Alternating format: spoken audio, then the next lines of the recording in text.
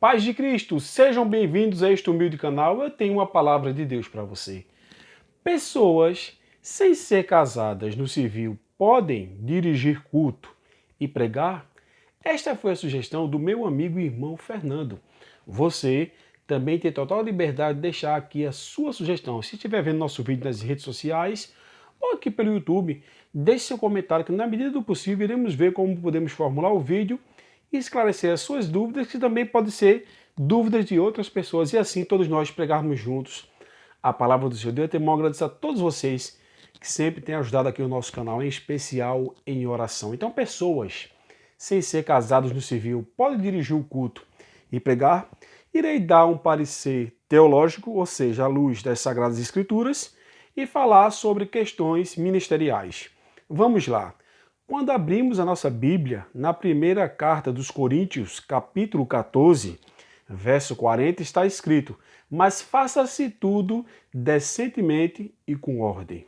Então, temos que ter decência, temos que ter ordem no que se refere à casa de Deus. Então, vamos lá. No que se refere à casa de Deus, quando abrimos a nossa Bíblia, no livro dos Hebreus, capítulo 13, verso 17, diz que temos que obedecer os nossos líderes. É um mandamento bíblico, a qual o Senhor estabeleceu para que nós obedecemos. E obedecemos, temos bênçãos sobre nossa vida. Então não desobedeça a seu líder. Lógico, temos que obedecer eles de acordo com a palavra. Se eles vierem inventar alguma coisa, como muitos inventam, lógico que nós não vamos obedecer. Mas importa obedecer a Deus do que os homens. É isso que nos orienta a palavra do Senhor. Mas temos que obedecer os nossos líderes. Isso traz bênção sobre nossa vida. Vamos lá. Então, em questões ministeriais, isso varia bastante. Há pessoas que colocam subpúlpito, ou seja, tem um púlpito que fica no altar da igreja, o subpúlpito fica abaixo do altar.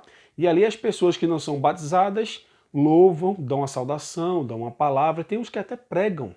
Então não existe uma proibição bíblica de alguém pregar ou louvar o Senhor por não ser batizado nas águas. Daqui a pouco eu falo sobre o batismo.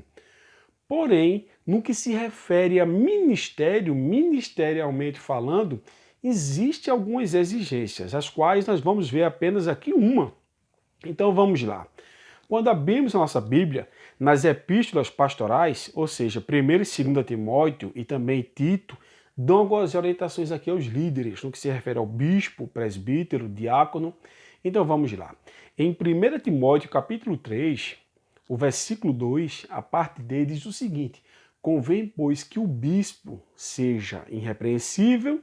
Aí essa parte do texto diz: marido de uma mulher.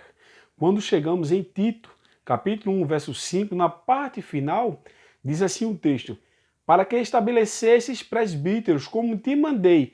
Aí no versículo 6 diz, na parte B do versículo 6, aquele que foi irrepreensível e marido de uma mulher. Tanto o bispo, que se refere ao presbítero, ao pastor, em 1 Timóteo capítulo 3, verso 2, e Tito capítulo 1, versículo 6, observamos que é necessário que o pastor ou presbítero seja casado. E os diáconos? Vamos para a Bíblia. 1 Timóteo capítulo 3, verso 12, está escrito: os diáconos sejam maridos de uma mulher, governem bem os seus filhos e suas próprias casas. Então, em questões ministeriais, para dar uma palavra, dirigir o culto, vai muito de ministério para ministério. Existem os estatutos, existem as regras, cada líder ele vai dirigir a sua igreja mediante a sua visão.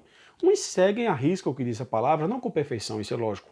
Outros distorcem um pouco, não estou aqui para julgar ninguém.